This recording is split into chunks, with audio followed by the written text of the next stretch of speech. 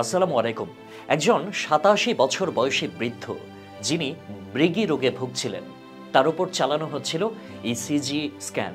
হঠাৎ স্ক্যান চলাকালীন সময়ে ঘটে হৃৎপিণ্ডের ধমকা, হৃদযন্ত্র থেমে যায়, তিনি মারা যান। মোট ৯০০ সেকেন্ড ধরে চালানো হয় ইসিজি স্ক্যানিং। কিন্তু বিস্ময়কর ঘটনা ঘটে ঠিক মৃত্যুর আগে ও পরে। মৃত্যুর প্রায় ৩০ সেকেন্ড আগে থেকে পরবর্তী ৩০ সেকেন্ড পর্যন্ত রোগীর মস্তিষ্কে দেখা যায় গামা তরঙ্গের উল্লম্ফন। এই তরঙ্গ সাধারণত দেখা যায় যখন কেউ স্বপ্ন দেখে, অতীত স্মৃতি মনে করে কিংবা গভীর মনোযোগে কিছু পড়ে বা নামাজে ডুবে যায়। গামা তরঙ্গের এই উপস্থিতি বিজ্ঞানীদের এক নতুন প্রশ্নের সামনে দাঁড় করিয়েছে। মৃত্যুর সময় কি আমাদের মস্তিষ্ক তার সমস্ত জীবন এক ঝলকে দেখে ফেলে? গবেষণাটি পরিচালনা করেন লুইভিল বিশ্ববিদ্যালয়ের নিউরোসার্জন ডক্টর আজমাল জিমার। গবেষণাপত্রটি প্রকাশিত হয় ফ্রন্টিয়ার্স ইন এইজিং নিউরোসায়েন্স জার্নালে। এখন আসি ইসলামী ব্যাখ্যায়।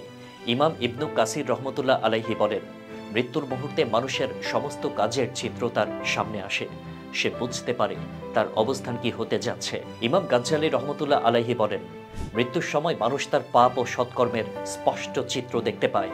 তার মস্তিষ্ক ও মন অতিমাত্রায় সচেতন ও জাগ্রত হয়। একদিকে বিজ্ঞান বলছে মৃত্যুর মুহূর্তে মস্তিষ্ক হয়তো জীবনের শেষ মূল্যায়ন করছে, আর অন্যদিকে ইসলাম বলছে ঠিক তখনই মানুষ বুঝে নেয় সে কোথায় যাচ্ছে। প্রশ্ন হলো, মৃত্যু কি সবকিছুর শেষ, নাকি এটি আরেক জীবনের শুরু? আপনার ভাবনা জানিয়ে দিন কমেন্টে।